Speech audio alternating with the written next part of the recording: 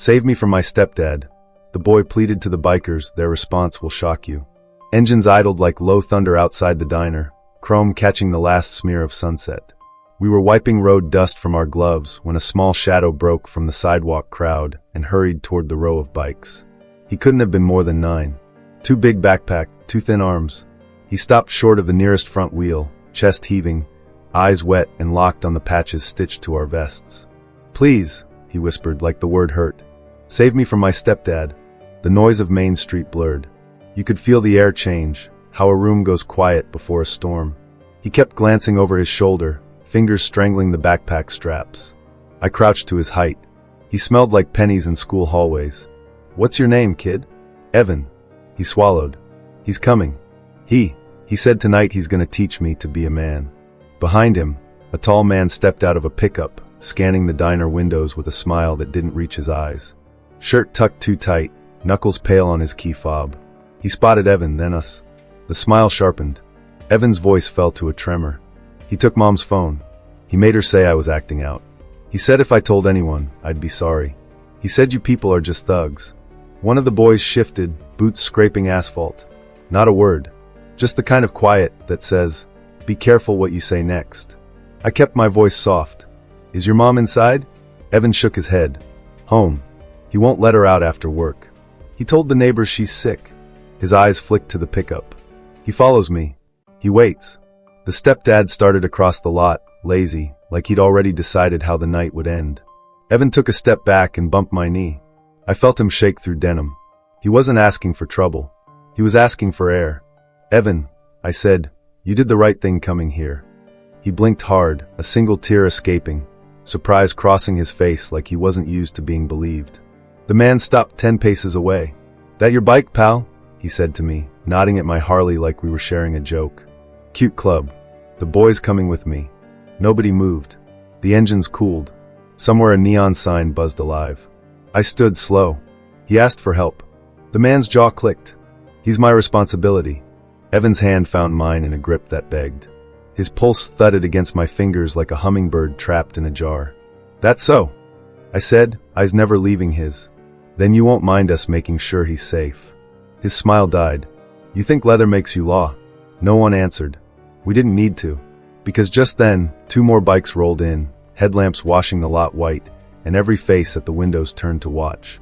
2 more bikes slid into the lot, lights cutting through the dusk. The stepdad didn't flinch. He tilted his head like he was inspecting a stain. "Evening," he said, sugary. "Evan, come along." Evan pressed closer. "Please don't make me go." I kept my voice level. "We're calling your mom." "She's resting," the man said. "Doctor's orders." "Stress." He lifted his keys, a neat jingle. "I'll handle my home." The diner manager pushed the door open, tying his apron. "What's going on?" The stepdad's smile snapped on. "Misunderstanding." The boy wandered off. "I was worried sick." He stuck out a hand. "Derek Whitmore, PDA treasurer." The manager glanced at our patches, then at Evan's backpack, frayed and small. "Maybe take it off the lot, fellas." "Sir," I said. The kid asked for help. Derek sighed like we were exhausting him. "Evan, show them your emergency note from Mom." Evan looked at the ground. He made her write it. Derek pulled a folded paper from his pocket with a flourish. Neighbors' names. A fake doctor's letterhead. Words like behavioral episode and parental discipline. He let the manager read it. The man's face softened the way people do when paperwork is waved at them. "You see," Derek said. "We're doing our best." I dialed anyway. No answer from the listed number. A text pinged back. Turn the phone off. Derek's eyes flicked to mine, then to the screen. "Boundaries," he said gently. "You should try them." Boots scuffed behind me. Jax, our road captain, spoke for the first time. "We'll wait for a deputy." "Great idea." Derek smiled wider. "He's a friend." The siren came soft, a single courtesy whoop. A cruiser rolled up. Deputy Larkin. Iron sleeves, Boy Scout hair. He and Derek shook hands like Sunday golfers. "Evening, folks," Larkin said. "Everything okay?" "Child wandered," Derek said. These gentlemen got excited. Larkin crouched to Evan. "You safe with your stepdad, bud?" Evan's mouth worked. No sound came. Derek's hand hovered inches from the boy's shoulder, like a leash you can't see. "He took Mom's phone," Evan whispered. Larkin glanced at Derek. Domestic phones get complicated, he said, standing. We don't crowd a family matter. Family matter? Jack said. The kid asked us to help. And you did, Larkin said mildly. Now let Dad handle it. Stepdad, I corrected. Legal guardian on record, Derek said, already opening the truck door. Let's go, son. Evan's fingers tightened around mine hard enough to hurt. Please, he breathed. Don't let go. Larkin's hand drifted toward his belt. Sir, he told me, soft steel under the politeness, release the child. I looked at the boy. His lip trembled, his eyes begged. Now, Larkin said. And from the truck cab, a glow lit up, Evan's backpack half unzipped. A phone screen blinked alive inside, recording red. The red dot pulsed like a heartbeat. Evan's backpack lay half-zipped on the truck seat, the screen lighting the cab. I eased the zipper wider with 2 fingers. The mic had been running long enough to catch the parking lot air hiss, and more. A voice bled from the speaker, grainy but sharp. Derek's voice. You keep your mouth shut, or I'll make sure you learn the hard way what men are. Evan flinched as if the words were a slap traveling back in time. Larkin's jaw flickered. He looked at Derek. That you? Derek laughed softly. Audio tricks. Kids these days, right? He reached toward the bag. I closed the zipper with a quick knuckle. Don't touch the boy's property. Derek's smile thinned. You don't get to tell me. From the diner doorway, a waitress called. He was here last week. The kid. He hid in the restroom. Wouldn't stop shaking. Her apron was wrinkled, courage trembling but present. I told the night manager. We didn't know what to do. Phones lifted around the lot like flowers turning to light. A couple in a booth pressed to the glass, filming. Jax tapped his helmet. The tiny camera winked on. For everyone's safety, he said. Larkin held out a hand. Play the rest. I hit the screen. Derek's voice again, earlier, closer, heavy with liquor and ownership. Give me the phone, Rachel. I said give it. A woman's breath, quick and small. A bump. Evan's whisper. Mom, don't. Then the scrape of keys, the truck door, the same key fob now in Derek's fist. Silence gathered like rain. Larkin's eyes changed a shade. Mrs. Whitmore is home? She's resting, Derek repeated, but the honey was gone. Address, Larkin said. Derek's lids fell half-mast. You forgetting who writes checks around here? Jack stepped forward, just enough to be counted. We didn't forget who writes promises. Derek lunged, not at me, not at Evan, but at the bag. Evan yelped and jumped backward, smacking into my leg. I blocked Derek with my forearm. We didn't shove. We didn't swing. We just took up space. Back it up, Larkin snapped, hand on the radio now. Derek, hands where I can see them. Arrest him, Derek said, chin stabbing at me. He's kidnapping my son. Not your son, Evan whispered, voice very small. You told me I'm inventory. The word hit the lot like a dropped wrench. From somewhere deep in the diner, a landline rang. The manager answered, listening, staring at us through the glass. He stepped out with the receiver still in hand, pressed to his chest. It's a neighbor on Maple. Says the boy's mother's been trying to wave people down from a window. Larkin's shoulders stiffened. Unit 2, welfare check, Maple in 3rd, he said into the radio. Crackle. A reply. Derek's eyes glittered. Drama. She's fine. Then you won't mind we all go make sure, I said. He shifted his stance. That smile again, white and cold. You patch wearers don't move unless I say so. A rumble answered him, low, layered, familiar. Headlights swung, stacking in neat pairs along the curb. More bikes rolled in slow and quiet, kickstands dropping like anchors. No words. Just presence, and the camera lights of half a town. Evan's grip found mine again. If we go, he whispered, he'll follow. He always follows. I looked at Larkin. He looked at the boy. For a heartbeat, the deputy seemed 12, facing a test he'd never studied for. Then Derek leaned in, voice a razor only we could hear. If you make me look small, I'll make her pay double. The backpack mic caught every syllable. The red dot kept beating. Engines rolled to a hush you could feel in your ribs. Jax lifted 2 fingers, and the row straightened like a spine. We weren't an army, we were a promise. He spoke low, for us and for the deputy to hear. No swinging. No shouting. Cameras up. The kid rides center. We escort, we witness, we don't escalate. Larkin swallowed, eyes on Evan. If we go by the book. I'm lead. Any funny move and you cuff me first, Jack said. Deal. Evan looked from face to face. You'll be there the whole time? Front and back, I said. I handed him my spare half helmet. It swallowed his ears. He nodded like a soldier accepting orders he finally believed in. Derek's smile wrinkled at the edges. You people think a parade scares me? No, Jack said. Truth does. We formed a staggered diamond around the cruiser. The waitress pressed a paper bag into Evan's hands, 2 grilled cheeses, a folded napkin with a number. Call if you need.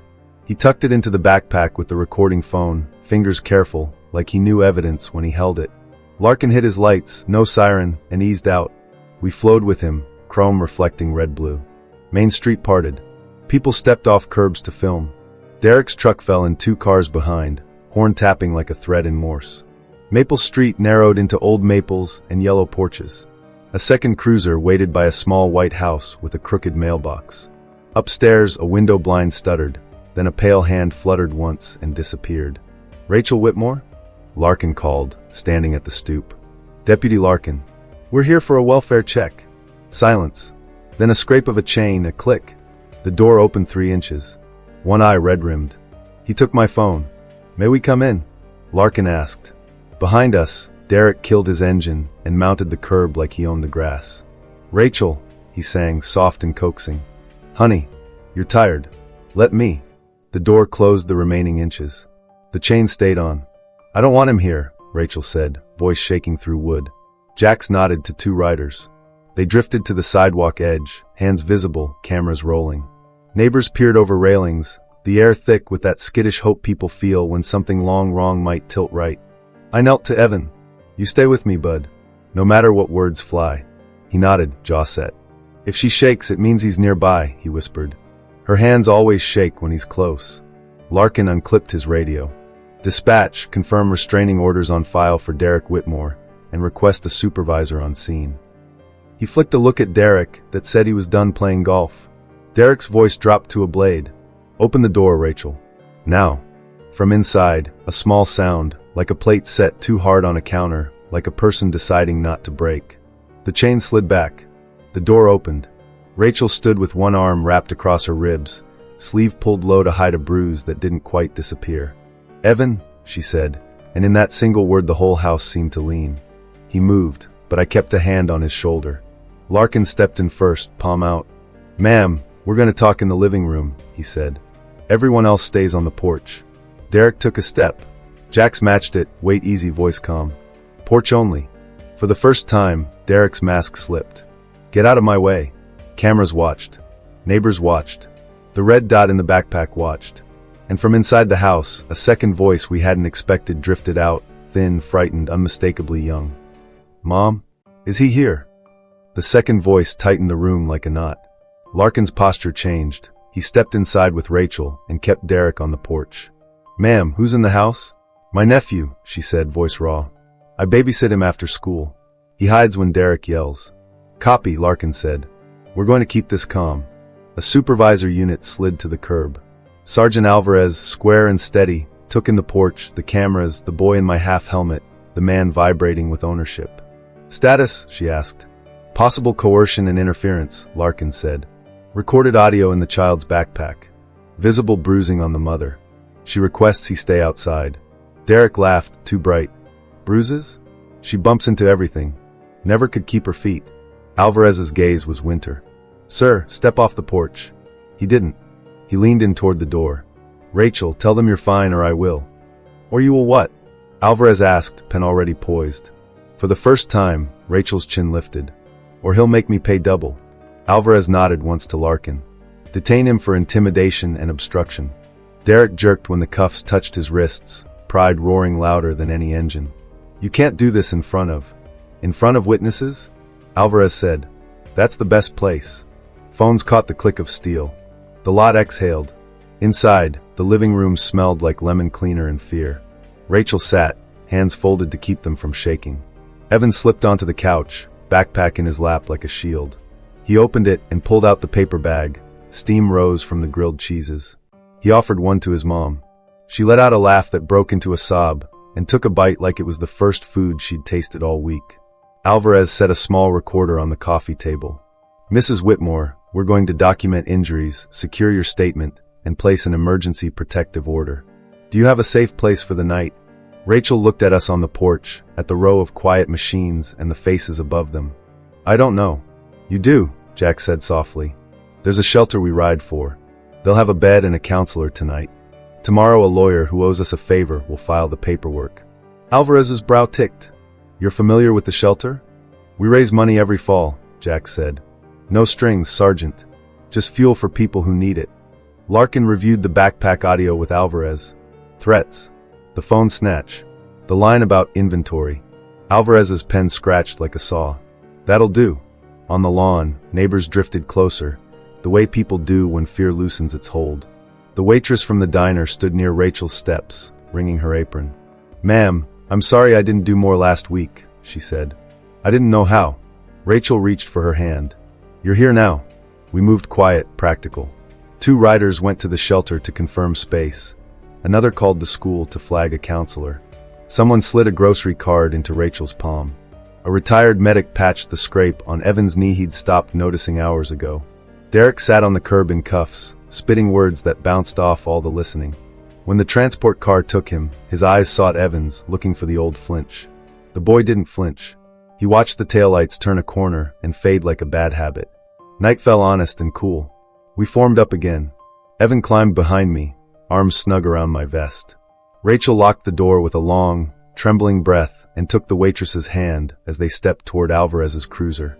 We rode slow, a river of chrome in the dark, no siren, just presence. At the shelter, a woman with kind eyes met us with a clipboard and a smile that meant this wasn't new and it didn't have to be forever. Papers signed. A bed made. A plan for morning. On the sidewalk, Evan looked up at me. Do you leave now? He asked. Not tonight, I said. Tonight we park out front. He nodded, like sleep was a country he could see again. Thank you. Rachel touched the doorway paint with her fingertips, then turned to the row of bikes. I thought you were just noise, she admitted, half a smile. Turns out you're a boundary. We're just neighbors with engines, Jack said. Inside, lights dimmed. On the curb, we settled. Thermoses, quiet jokes, a deck of cards fanned on a saddlebag. The city hummed around us, ordinary and merciful. Somewhere after midnight, a text buzzed the phone we'd borrowed for Rachel. It was short, from an unknown number. I heard what happened. If you need a statement, I have videos. The town had been watching.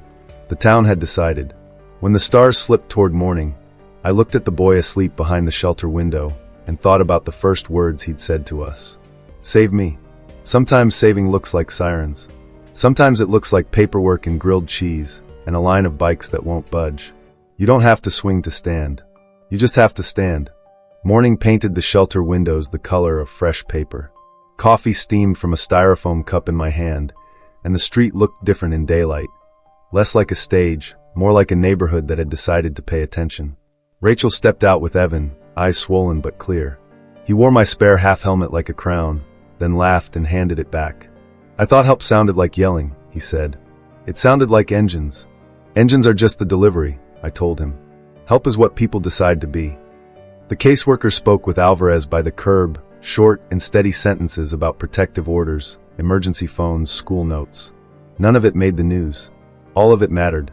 When they turned to Rachel, she didn't flinch. She nodded once, twice, the way someone does when the road finally has signs. Derek would see a judge today. The town had footage. The deputy had audio. The waitress had a spine she'd found right when it counted. Sometimes justice is loud. Sometimes it is paperwork and witnesses and a porch full of neighbors who don't look away. Evan kicked at a crack in the sidewalk, then looked up. Will you ride by sometimes? We're bad at goodbyes, I said. We ride long. He grinned, a real one this time. Rachel squeezed my arm. Thank you for being a boundary, she said. We're just a line, I said. You're the decision. When they went inside to finish forms, Jax rolled his shoulders and lit the bike. The others followed, engines weaving into a low chorus. I looked down the street, mailboxes, porch flags, a mother with a stroller, a teenage boy dragging a trash can, and thought about the first whisper at the diner. Save me. Most of the time, nobody hears it. Not because it isn't said, but because the world is loud and comfortable. We tell ourselves it's not our business. We hope someone else knows what to do. But the truth is smaller and heavier. The world tilts toward whatever we stand for. We pulled out slow, sunlight flashing off mirrors, and the town moved with us. Eyes meeting eyes, the quiet agreement that today could be different than yesterday if we made it so. If you'd been there, at the diner, on that porch, in that moment when silence could have won, What would you have done? Tell me below. And if there's a whisper near you right now, be the person who hears it.